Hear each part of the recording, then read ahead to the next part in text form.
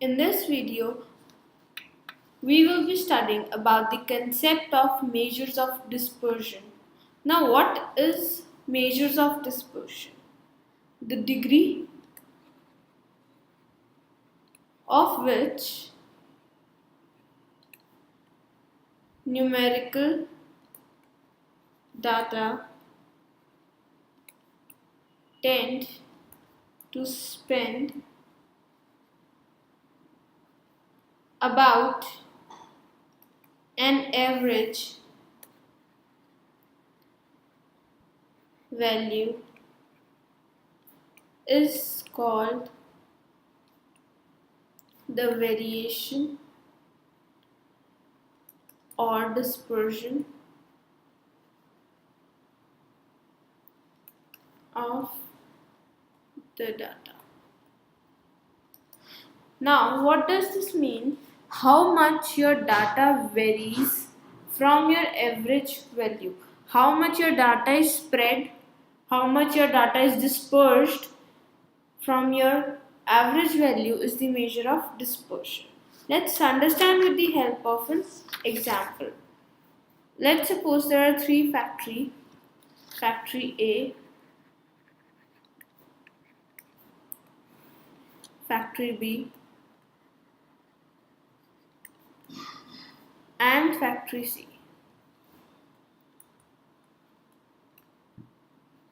And I am writing the wages in rupees for all the workers of the factory. In factory A,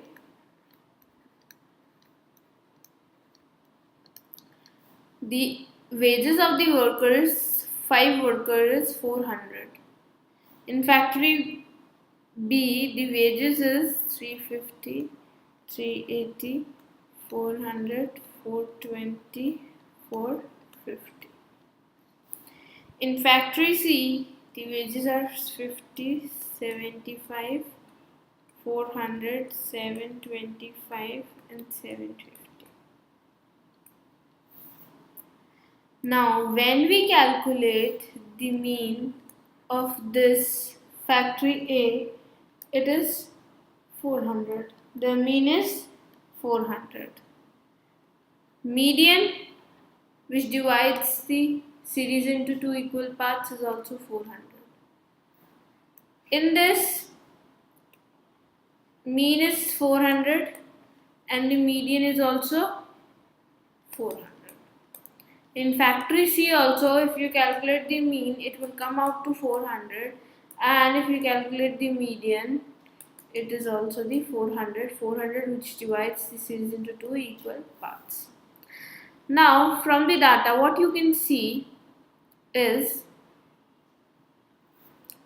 in factory A, there is no variation in the data. All the workers gets equal wages. In factory B, there is little variation in the data.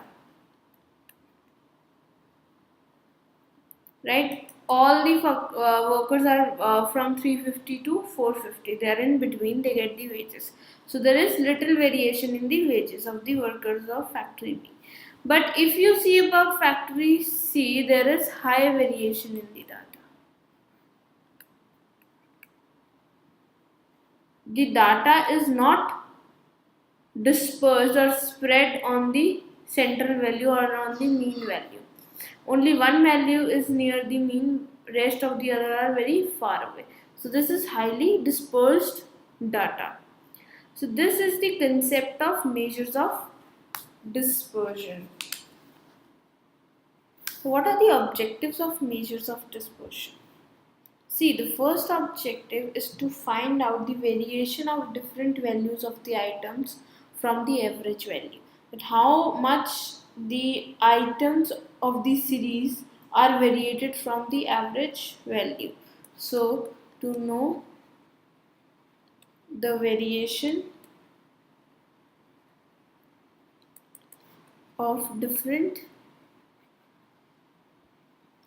values from average value. Then the second objective comes to know about the composition of the series or the dispersal of values on either side of the central tendency. Like if your mean is 400, then how many values are near 400 or how many values are far away from the 400. So it helps to know about the dispersal of values on either sides of the central tendency.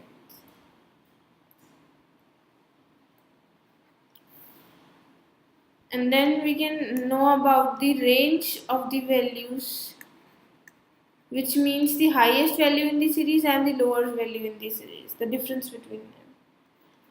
To compare the disparity between two or more series in order to find out the degree of variation. So we can compare the two or more series as we did in the case of factory A, B, C. We could compare three of the series, whereas the average or central tendency or the averages we got were same. But we can compare the disparity, how much the data is dispersed.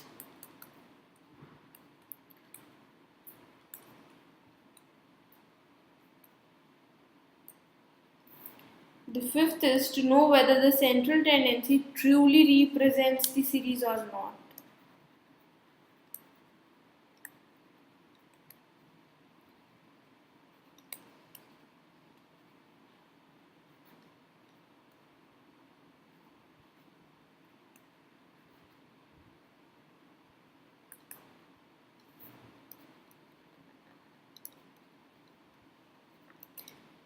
Which means that whether the central tendency truly represents the series or not. In factory A, all the the wages were 400, 400, 400. So the average value was actually representing the series.